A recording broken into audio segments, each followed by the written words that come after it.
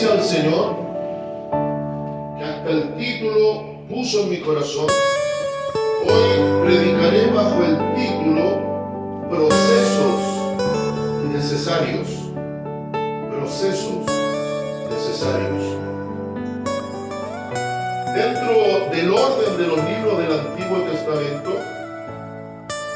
Job es el primero de 5 libros de los que se denominan libros poéticos o libros de sabiduría. No me pregunte por qué Dios escogió un método tan especial, tan extraordinario, para mostrar su sabiduría, que está fundamentado en base a poesía. No es la típica poesía que conocemos, que muchas veces los versos terminan con palabras similares. Es una poesía más en prosa, pero que sí tiene ideas muy claras, muy precisas, que el autor de turno nos transmite. Cada libro tiene un tema central, y este libro de Job tiene un tema muy particular, que se resume de la siguiente manera: ¿por qué sufre el justo? Mire la pregunta, es una pregunta tremenda. El tema es ¿por qué sufre el justo? Y lo explicaré brevemente. Yo creo que todos muchas veces observamos que hay gente que pasa por esta vida sin preocuparse de Dios, muchas veces causando daño y no interesándole para nada el bienestar del prójimo. Y pareciera que cada tanto los vemos bendecidos, pareciera que sin problemas. Muchos de ellos con el vehículo del año, con una buena y gruesa cuenta bancaria. Pareciese que viven y pasan por esta vida sin tener problemas, sin manifestar mayores complicaciones, y los vemos incluso con tanto poder adquisitivo algunos que hasta pueden tomarse largas y hermosas vacaciones. Pero está la contraparte, hombres y mujeres que se manifiestan como hombres y mujeres de bien, que muchas veces se duelen con el que se duele, tienden la mano al necesitado, son un aporte para la sociedad. Sin embargo, vemos que cada tanto, voy a usar esta palabra, aunque no está en la Biblia, pero la voy a usar para que se entienda a dónde quiero llegar, pareciese que el destino se ensaña con ese grupo de personas. Cada tanto los vemos enfermos, a veces con muy mala economía, o muchas veces padeciendo situaciones terribles. Y viene la pregunta: ¿por qué esta injusticia? ¿Por qué se demarca esta línea? Si a nuestros ojos debiese ser lo inverso, que aquel que hace el bien reciba bien, que aquel que desea apoyar a su prójimo le vaya bien en la vida. Deseásemos que mucha de esa gente, que muchas veces sin que nadie los vea y cumplen con la escritura, que no sepa tu derecha lo que hace tu izquierda, son capaces de meterse a mano al bolsillo y ayudar a alguien en necesidad. Quisiéramos que le fuese bien, pero ¿cómo explicamos cuando todo ese tipo de personas se le viene en contra? Cuando caen enfermos, cuando caen en pobreza, cuando la muerte también viene sobre la familia. ¿Cómo poder explicar esto? O al menos quizás no explicarlo, pero cómo dentro de nuestras capacidades limitadas en lo humano pudiésemos llegar a entender en parte por qué ocurre esto. Y una segunda pregunta: ¿quién es el que lo permite? Pues bien, quiero comenzar desde lo último.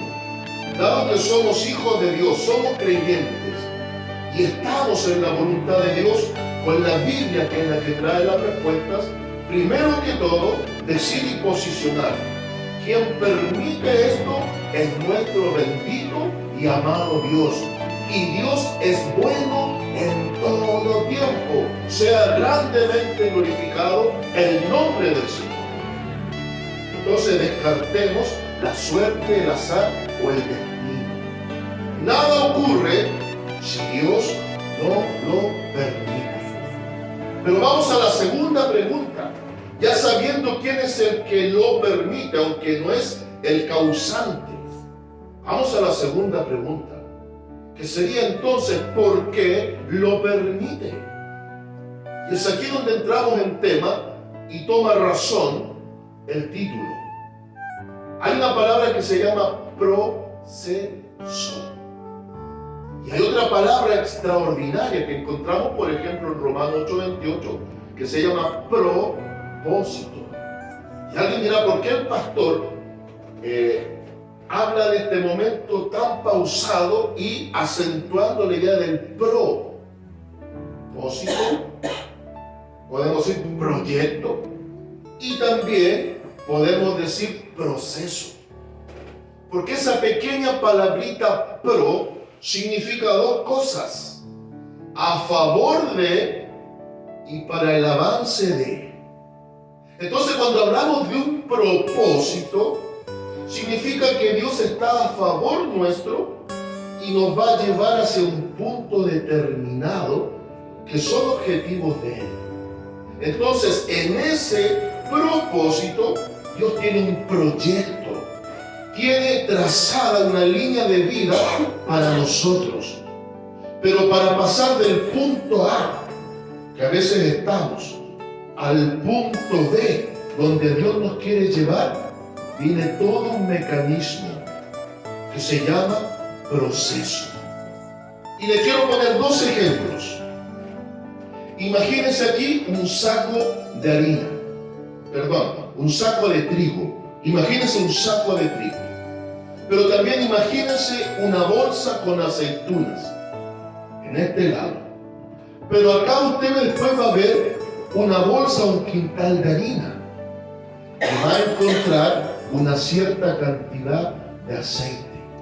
Entonces observe, no es que el trigo como tal inmediatamente sirva para el consumo como pan, ni tampoco la aceituna como tal puede dar el aceite necesario incluso para cocinar. ¿Qué es lo que hay que hacer? Procesar el trigo, procesar la aceituna. Pero ¿cómo va a ser ese proceso? Va a haber un mecanismo de molienda. El trigo, que a veces está cómodo en el saco, necesita ser molido, despedazado literalmente, para transformarlo en harina. Y ya como producto terminado, recién podemos hablar que el trigo se convirtió en pan que sacia el hambre de otro. Ahora, con la aceituna pasa exactamente lo mismo.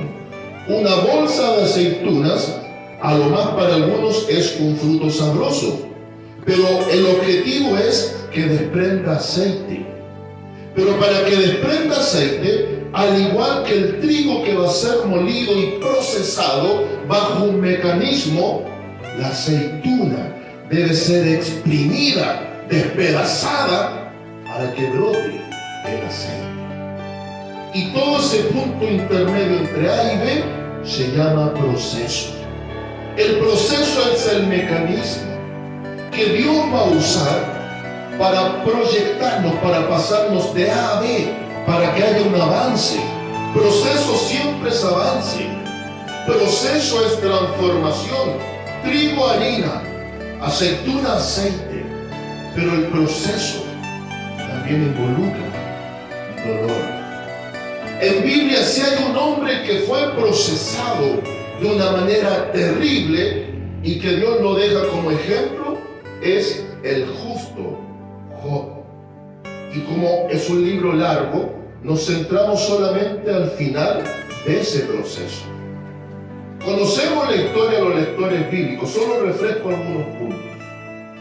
En un lapso muy breve de una situación permitida por Dios, cuando Satanás, y que el Señor lo reprenda, va a la presencia de Dios, Dios le dice, ¿dónde andabas? Y él dice de andar y de rodear la tierra. Satanás estaba buscando a alguien para despedazarlo. Como siempre digo, como él no puede golpear al Padre, lo quiere lastimar golpeando a los hijos. Y Dios le dice, ¿has considerado a mi siervo Job? Satanás le dice, pero que lo tienes tú cubierto. Dios le dice, mira, voy a quitar cierta parte de mi cobertura sobre él y será puesto a prueba. Todos conocemos ese nombre. Y sabemos que Satanás en un día comienza a ser el mecanismo usado por Dios para procesar a este hombre, para traer respuesta a la gran pregunta, ¿por qué sufre el justo? Y vemos lo que comienza a ocurrir. En un día Satanás le mata a sus hijos. Créame que es un dolor terrible. Después Satanás se ensaña con su economía, le destruye las futuras cosechas, le mata a los empleados y le quiere golpear la parte anímica y moral. Es decir, Satanás, cuando Dios lo permite, es capaz de ensañarse en todas las áreas de nuestra vida. Y a veces con nosotros no puede, porque va a encontrar resistencia. Hay madres que son guerreras con sus hijos. Y como sabe el diablo que no va a poder botar a esa madre directamente, comienza a golpear los hijos.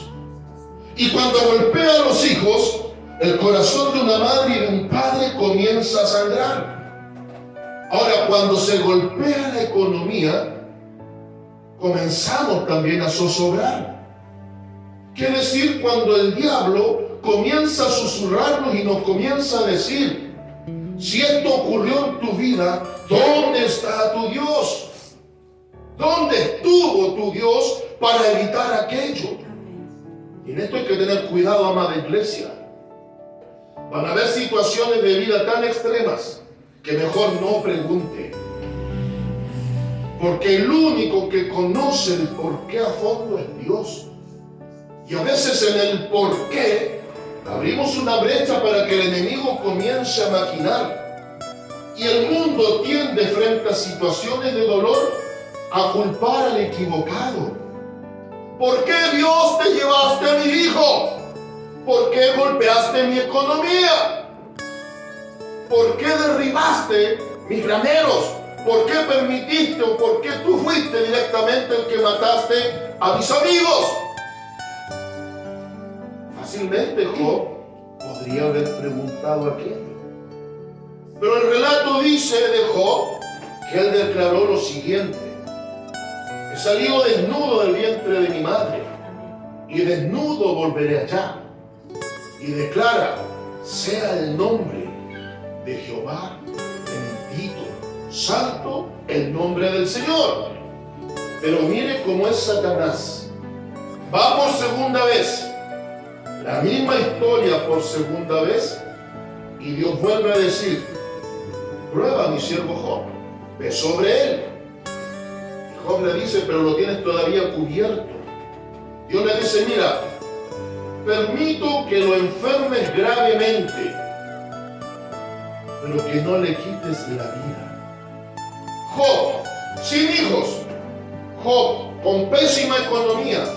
Job, derribado aparentemente moral y psicológicamente.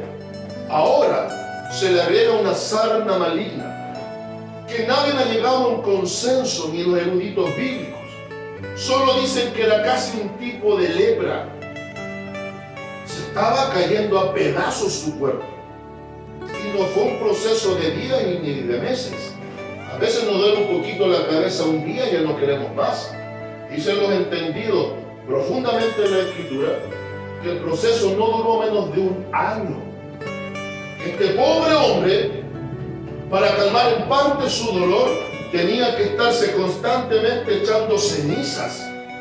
Era una enfermedad progresiva y terminal.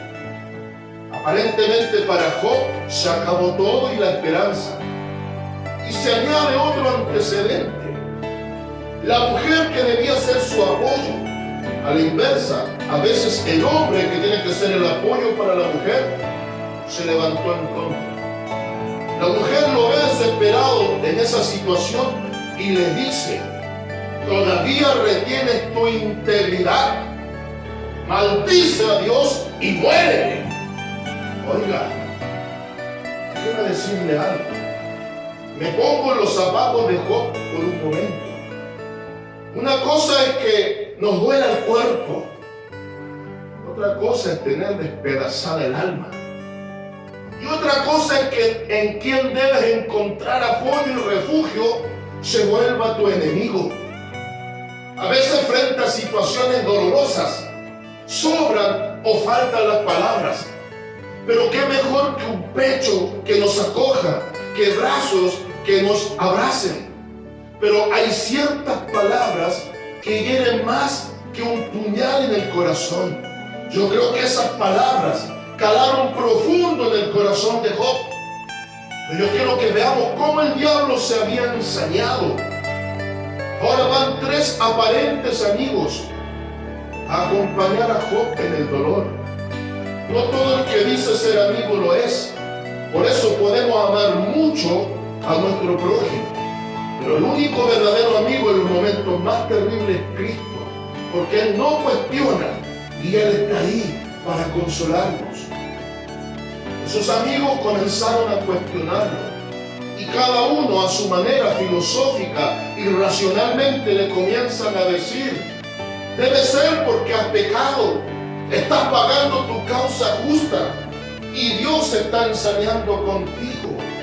Entonces completemos el cuadro: un hombre con hijos muertos, un hombre con economía caída, un hombre derribado anímicamente, un hombre que no tiene ni consuelo en su esposa, y ahora tres supuestos amigos que lo vienen a cuestionar. ¿Sabe lo que pasa? Cuando se llega a esos extremos, mucha gente en el mundo presta oído para una supuesta solución: quítate la vida para que descanses. El diablo en su astucia acorrala al ser humano y le muestra la única aparente salida, el suicidio para el descanso. Pero el creyente sabe que no es una salida ni un descanso. Es la peor trampa que el diablo puede presentar, porque ahora el sufrimiento va a ser eterno. Porque aquel que se quita la vida, sabemos por Biblia que no tendrá perdón de Dios. Entonces, ¿qué nos enseña Job? Llega un momento dado que Job, resignado, sin cuestionar, comienza a vivir el proceso. Los procesos que Dios envía no los vamos a entender.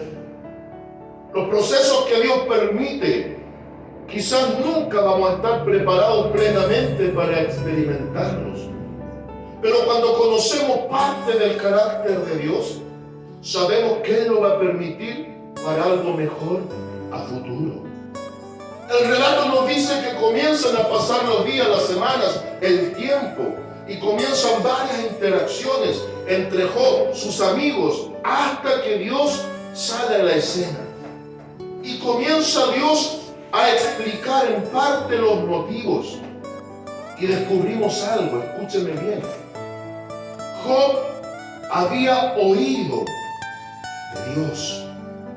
Job tenía cierta noción de Dios. Pero Dios quería que Job le conociese en intimidad. Muchas veces el sufrimiento sobre el justo va a ser el mecanismo para que aquel que padece el proceso conozca más profundamente a Dios. Soy un hombre de Dios que por años he predicado y he enseñado al menos tres cosas fundamentales. Lo primero, el amar a Dios por sobre todas las cosas. Segundo, perdonar para ser perdonado. Y tercero, y esto es tremendo, ser capaces de decirle al que ha dañado: no tengo nada en contra de ti. Y decirle, pese a todo, te amo como Cristo me ha amado. Déjeme decirle que es fácil decirlo de labios, pero cada tanto Dios va a permitir que los hombres y las mujeres de Dios lo experimentemos en tiempo y forma real. Porque una cosa es decirlo, otra cosa es experimentarlo. ¿Hasta qué punto los hijos e hijas de Dios seremos capaces de amar a Dios por sobre incluso el amor hacia nuestros hijos? Job tuvo que vivirlo. Dice la Escritura que Job ministraba sobre la vida de sus hijos, pero Dios permitió que en un día murieran todos. ¿Cómo es esto? ¿Cómo es posible? Lo que pasa es que Job tenía que conocer en intimidad a Dios, tenía que experimentar el mensaje en su propio corazón para Job después decir: sí, con toda autoridad puedo decir que soy capaz de amar a Dios por sobre mis hijos amados. Job necesitaba conocer más de cerca a Dios. Cuando vivimos procesos terribles, solo hay dos opciones y no hay punto medio. En las cosas de Dios no hay matices, o es blanco o negro. Jamás busquemos el gris.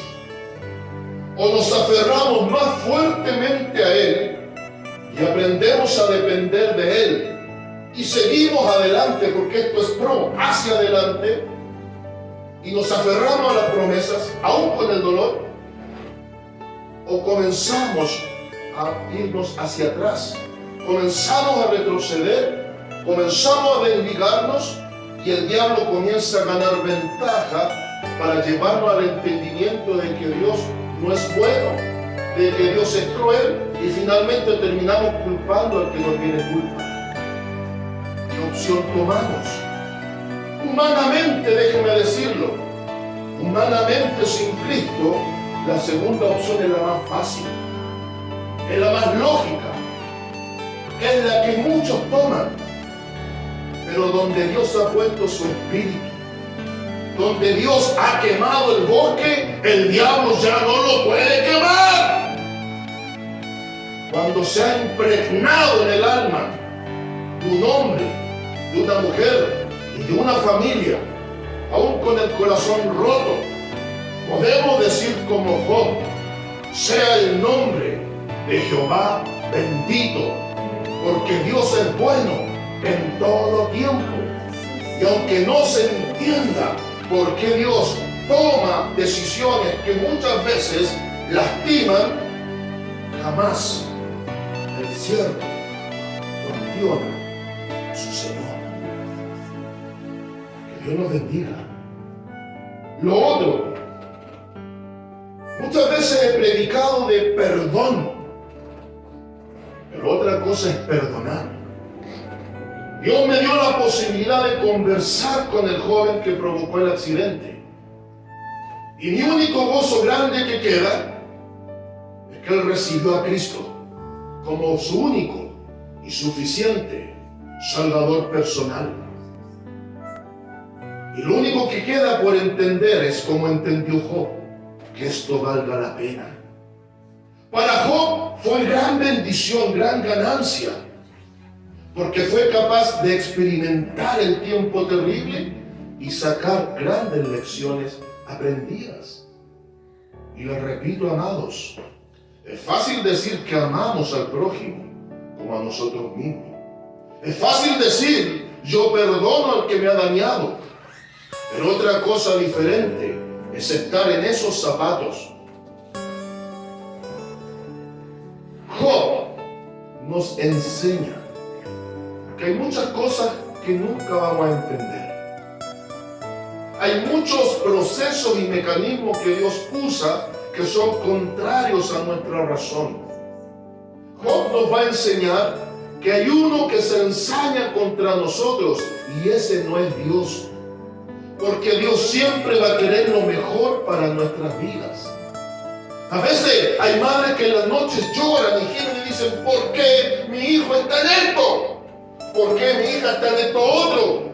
¿Por qué? Y vienen los días del por qué. Y ese por qué es lacerante, porque es una pregunta sin respuesta. A A veces uno ve jóvenes con grandes proyectos, jóvenes que pueden llegar a lograr grandes metas a futuro. Y podríamos pensar que para esos jóvenes la historia está resuelta. Y a veces vemos jóvenes aparentemente que son el desecho de la sociedad, totalmente perdidos en alcohol, en droga, en prostitución, donde muchos no dan un peso por ellos. Y la lógica humana diría, estos que tienen toda la proyección van a lograr su meta y van a ser personas ejemplares. Y esos otros pobres seres que a veces, y eso es la sociedad en la que vivimos, valen menos que un perrillo de la calle, ya son el desecho. Pero cada tanto Dios hace las cosas diferentes. Permite que los que están con proyección mueran, jóvenes. Y ese otro por el cual nadie da un peso, todavía siga vivo. Y alguien dice, pero ¿por qué esto no es lógico? Y la respuesta es sí, es lógico. Porque probablemente para ese otro, Dios dijo, llegó tu tiempo, vamos a casa, hijo. Pero para aquel otro, si llega ese momento de la muerte, no habrá segunda oportunidad. Quizás va a tener que vivir un tiempo todavía situaciones difíciles, quizás todavía amarguras en el caminar sin Cristo. Pero llegará el día que Dios lo alcanzará y Dios lo tomará y lo procesará. Y cuando ya diga es tiempo que el trigo se vuelva harina y que la aceituna se vuelva aceite, lo voy a moler para que me conozca. Job declara, y esto es lo que hemos leído y lo repito, terminado todo el proceso, es capaz de decir, de oídas te había oído, mas ahora mis ojos te ven. Había escuchado de ti, creía saber de ti, creía conocerte a ti, pero hasta antes de este terrible proceso, solo todo era teoría. Realmente no te conocía. Realmente hablaba del amor que no practicaba. Realmente hablaba de un perdón que no era capaz de manifestarlo. Realmente hablaba desde la gallardía humana, que te amaba a ti por sobre los míos, pero ahora que lo he experimentado y que lo estoy viviendo en tiempo presente, ahora sí que lo puedo decir. Tú eres más grande que mi familia, tú eres más grande que mis hijos, te amo con toda el alma, pese al momento terrible.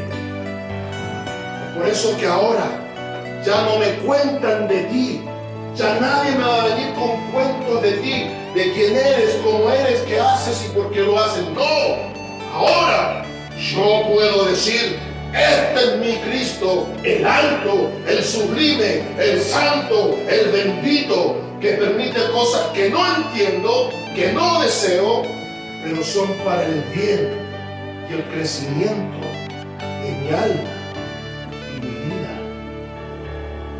Y ahora sí puedo, con autoridad, con fuerza, dar una palabra de aliento al que sufre. Ahora sí que voy a hablar en términos muy personal. Prácticamente no había tenido pérdida en duelo en mi vida, excepto familia, pero no tan cercana. Y vive el Señor, que me estaba preparando para la pronta partida de mi amado Padre, que ha sido padre, amigo y compañero de milicia. Me estaba mentalizando para prepararme para ese tiempo difícil. Y dije, va a ser mi primer gran trago amargo. Pero no hay padre ni madre que pueda prepararse cuando Dios decide llevarse un hijo en la flor de la vida. El único consuelo, el único aliento es entender que la mente de Dios es superior a la nuestra y que en el mundo espiritual también hay ciertos tratos en los cuales nosotros estamos en un punto medio. Vamos a guardar toda proporción, no somos Job, Ni siquiera podríamos llegar a una mínima parte de todo lo que este hombre sufrió. Pero sin embargo, a la gran pregunta ¿por qué el justo sufre? La única respuesta posible a dar es que el sufrimiento en el proceso es un mecanismo para que el hombre y la mujer conozcan más de cerca a Dios. Dios jamás va a ser malo. Nosotros somos malos con Él. Dios nos da más de lo que necesitamos. Yo le pregunto, ¿tiene aire en sus pulmones? ¿Hay esperanza? Por supuesto. Cuando está mala la economía, le pregunto, ¿tiene un techo sobre su cabeza? ¿Tiene una cama en la que reposar su cuerpo en la noche? ¿Tiene agua que beber, pan que comer? ¿Tiene calzado en los pies? A veces hay quienes se quejan de que quiero el mejor zapato. Mire, este zapato, Señor, no es digno de mí. Pero muchas veces tras nosotros hay gente que no tiene pies. A veces el mendigo se queja de que no tiene pan. Pero tras él muchas veces el perro de la calle desea que caiga una migaja de pan del bolsillo del mendigo. Muchas veces como seres humanos nunca nos conformamos. Y es porque no conocemos realmente de Dios. ¿Cuántas veces lo hemos cuestionado? ¿Cuántas veces Dios dándonos lo mejor lo traicionamos? ¿Cuántas veces aún diciendo ser cristianos no damos un testimonio fiel al mundo? ¿Cuántas veces hablamos de perdón y vivimos atados de rencores? ¿Cuántas veces hablamos de amor y odiamos incluso dentro de la casa de oración? ¿Cuántas veces decimos, Señor, tú estás primero, pero le damos las migajas y sobra de nuestro tiempo?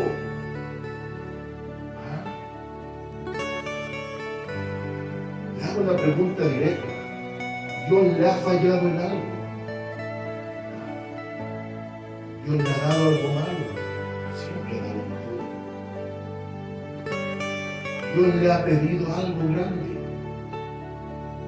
Siempre le pide algo poco. Pero a la inversa, ¿cuál es nuestra deuda de amor hacia Él? Él lo ha dado todo. Y si hay alguien que sabe lo que es el dolor de entregar y perder un hijo, primero es Dios. Porque dio a su amado, que era sin pecado, por causa de gente miserable como nosotros, que a no ser porque tenemos una porción del Espíritu Santo, viviríamos sin Dios y sin Él. Y cierro aquí. Job declara: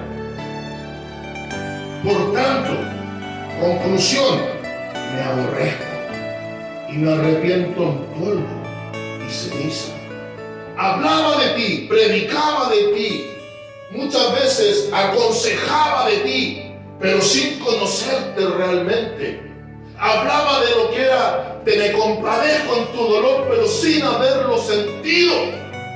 Te aborrezco, porque de oídas te había oído, pero ahora, tras el proceso, comprendido quién eres, qué haces, aunque no entienda por qué lo haces, pero he podido entender que tras el dolor, la angustia y el proceso de molienda que es terrible, tú siempre sacarás algo provechoso.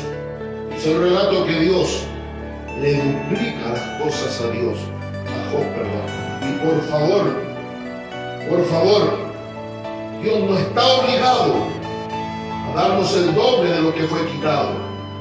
Según caso puntual con Job, si Él no quiere, no nos restituye nada, porque Él quiere que entendamos que su amor es suficiente en nosotros.